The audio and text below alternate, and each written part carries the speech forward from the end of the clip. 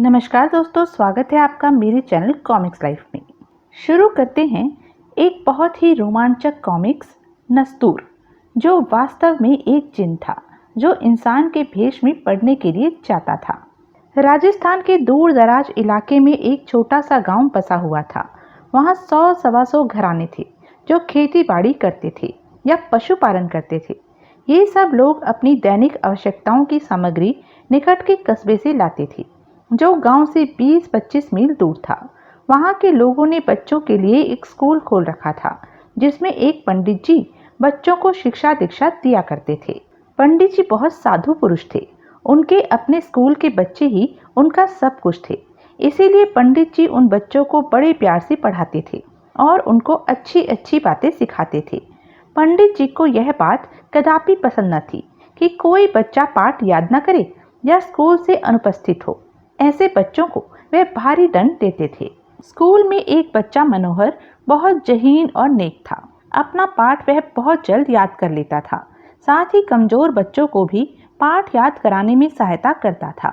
पंडित जी मनोहर को बहुत चाहते थे और उस पर उनका विशेष ध्यान आकर्षण था। एक दिन पंडित जी मनोहर को पाठ पढ़ा रहे थे कि एक लंबा सा आदमी एक बच्चे को अपने साथ लिए स्कूल में आया। वह आदमी और बच्चा गांव वालों से सर्वथा भिन्न थे। पंडित जी ने आश्चर्यचकित होकर उन्हें देखा। पंडित जी नमस्ते। भाई आप कौन हैं? मैं पहचाना नहीं। मैं आपसे अलग में कुछ बात करना चाहता हूँ। मनोहर तुम जरा उधर चले जाओ। पंडित जी मैं अपने लड़के को पढ़वाना चाहता हूँ। लेकिन तुम हो कौन? मैं कौन हूँ क्या हूँ यह आपको बाद में बताऊंगा। बस आप इस बच्चे को अपनी शरण में ले लीजिए। पंडित जी ने बच्चे की ओर प्यार से देखा और उसका नाम पूछा। बच्चे ने अपना नाम नस्तूर बताया।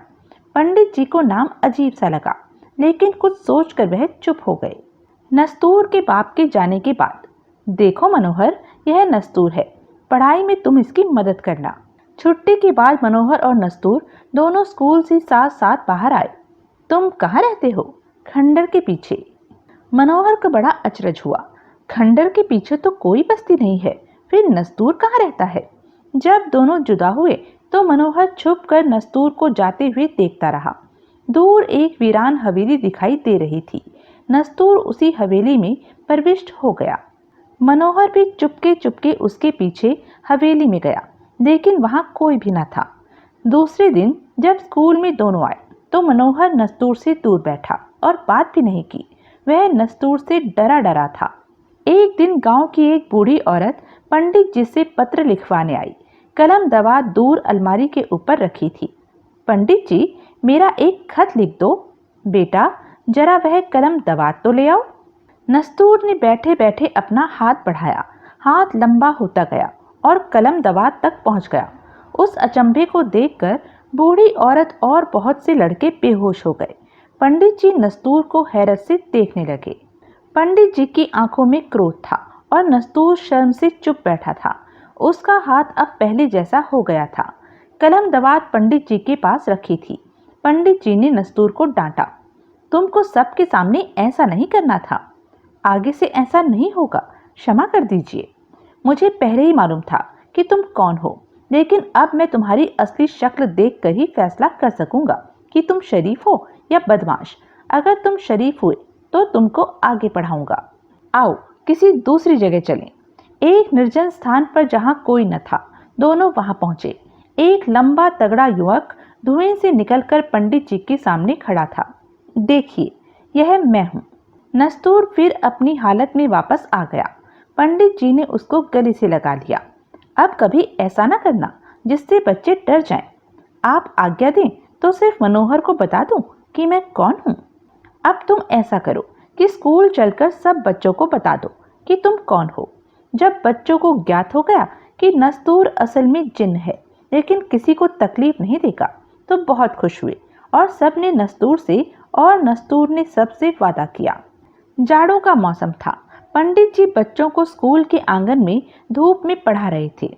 अचानक एक बड़ा परिंदा आया और झपट्टा मारकर मनोहर को अपने पंजे में दबोचकर आकाश की ओर उड़ गया।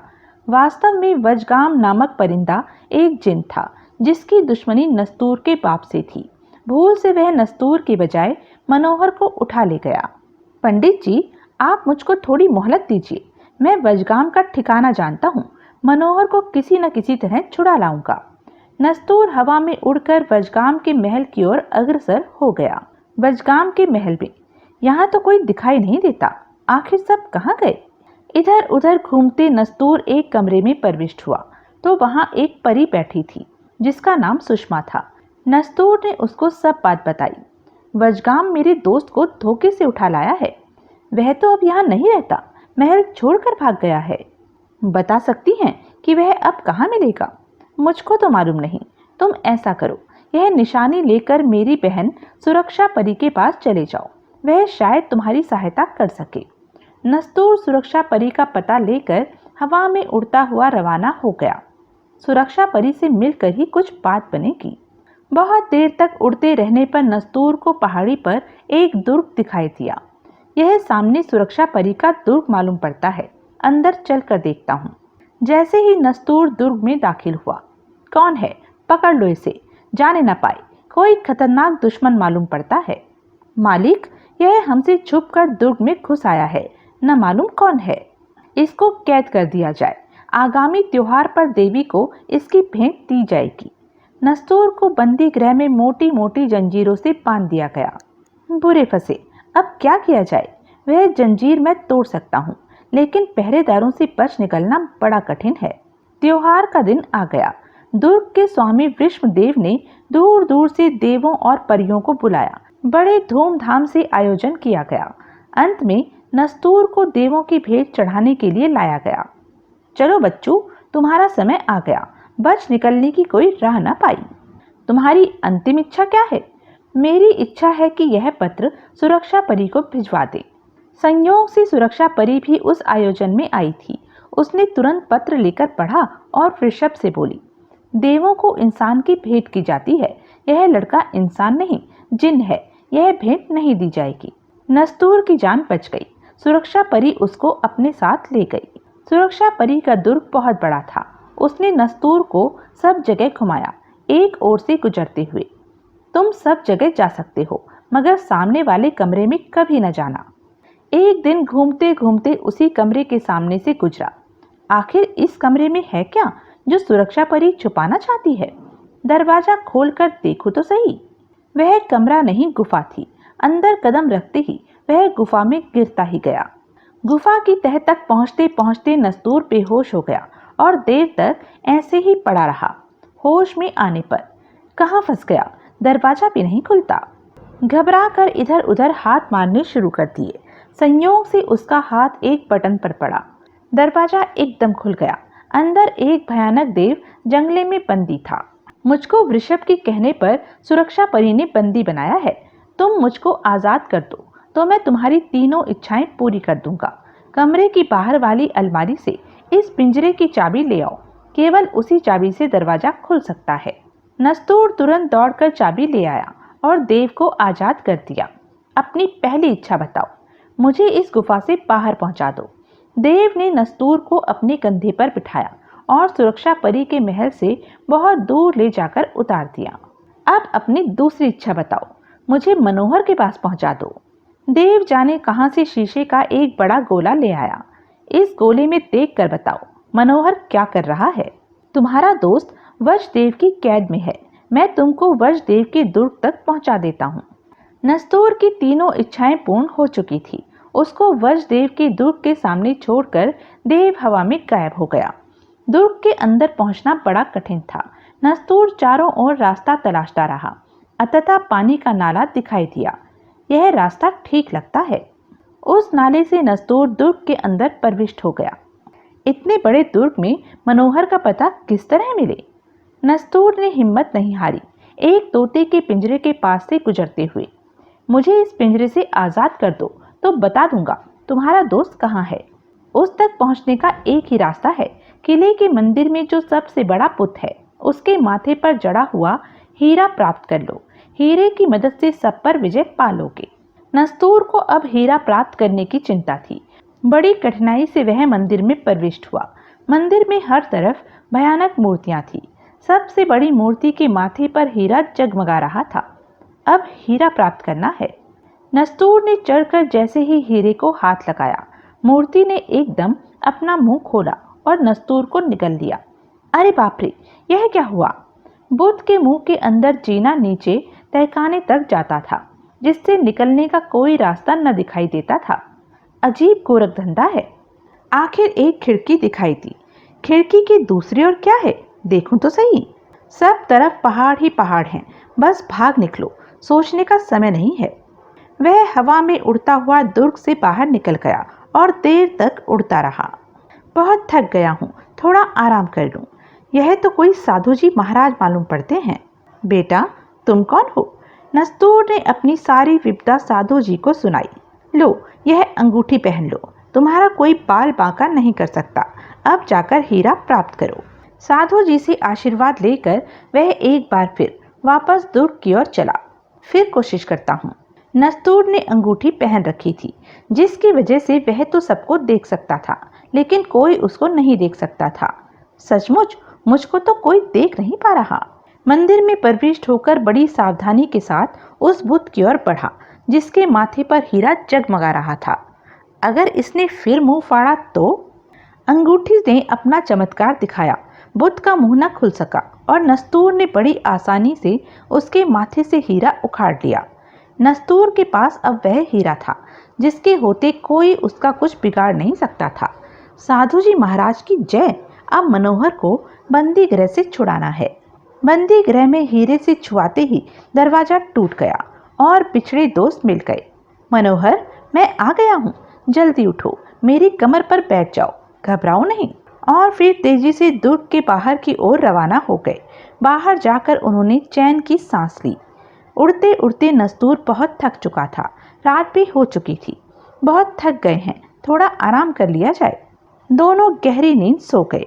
दूसरी ओर वर्षदेव के दुर्ग में मालिक मनोहर जाने कहाँ गायब हो गया। जादू के गोले में देखकर बताता हूँ। वर्षदेव ने गोले में देखकर मालूम कर लिया कि नस्तूर और मनोहर कहाँ है और उनको पकड़ने चल दिया। दोनों अभी तक नींद में थे। पहले उसने नस्तूर की उंगली से अंगूठी उतारी और फिर उसकी जेब से हीरा निकालकर दोनों को बगल में दबा लिया। बहुत होशियार बनते थे, अब देखूंगा कैसे भागोगे। दोनों फिर वर्षदेव की कैद में थे। चलो अंदर। हीरा और अंगूठी दोनों गए। अब क्या किया जाए? खट खट की आवाज। अरे, यह आवाज कैसी है? हम इस लक्कड़हारे से काम ले सकते हैं। भाई, जरा एक कागज और पेंसिल तो दे दो। यह पत्र पहुंचा दोगे तो पंडित जी इनाम देंगे। पर्चा लेकर वह काम में लग गया। शाम को पहुंचा दूंगा। बड़े जोर की आंधी आई। नस्तूर का पर्चा हवा में उड़ गया। मालूम नहीं किधर उड़ गया। पत्र कपड़ों के ढेर पर जा पड़ा। धोबी ने जब कपड़े बांधे तो पत्र भी साथ बंध गया। धोबी कपड़े लेकर गांव की ओर चला। गांव वही था जिसमें पंडित जी रहते थे। संयोग से पहले वह पंडित जी के यहाँ ही पहुंचा। लो पंडित जी, जल्दी से अपने कपड़े संभाल लो। पंडित जी कपड़े संभाल रहे थे कि उनकी दृष्टि पत्र पर पड़ी। यह क्या है? पत्र पढ़ते ही पंडित जी ने स्कूल के बच्चों की छुट्टी दे दी और नस्तूर व मनोहर की सहायता को चल पड़े। बच्चों, तुम्हारी छुट्टी। मैं नस्तूर और मनोहर की मदद के लिए जा रहा हूँ। लगता है रास्ता भूल गया हूँ। यह कौन आ रहा है? नस्तूर का बाप अपनी असली शक्ल में था। मैं आपसे मिलने स्कूल गया था। बच्चों ने बताया कि आप नस्तूर की मदद को गए हैं। वर्षदेव मेरा पुराना दुश्मन है, आप मेरे साथ आइए। वर्षदेव के दुर्ग में प्रविष्ट हो गए। रास्ते में जो भी आया नस्तूर का बाप उसको खत्म करता गया। देखता हूँ वर्षदेव मेरा क्या बिगाड़ सकता है। हट तेरे की। आखिर वह उस गुफा तक पहुँच गए जहाँ वर्षदेव ने तोते को रखा हुआ था। इस तोते में वर्षदेव की जान है। नस्तूर का बाप तोते की ओर बढ़ा ही था कि वर्षदेव आ गया। दोनों में खूब जमकर लड़ाई हुई। पंडित जी पहले तो डर के मारे चुपके खड़े रहे, फिर एकदम उन्होंने बढ़कर तोते की गर्दन मरोड़ दी। मैं आज तुझको खत्म करके रहूंगा। वर्षदेव के मरते ही न दुर्ग रहा और न वर्षदेव। बस एक मैदान था जिसमें पंडित जी, मनोहर, नस्तूर और उसके बाप के पास खड़े थे। और इस तरह पंडित जी के दोनों शिष्य बच गए। तो यह थी एक बहुत ही रोमांचक कॉमिक्स। ऐसी ही मज़ेदार कॉमिक्स के लिए बने रहें मेरे साथ। और हाँ, मेरे चैनल को लाइक, शेयर और सब्सक्राइब करना ना भूलें। धन्यवाद।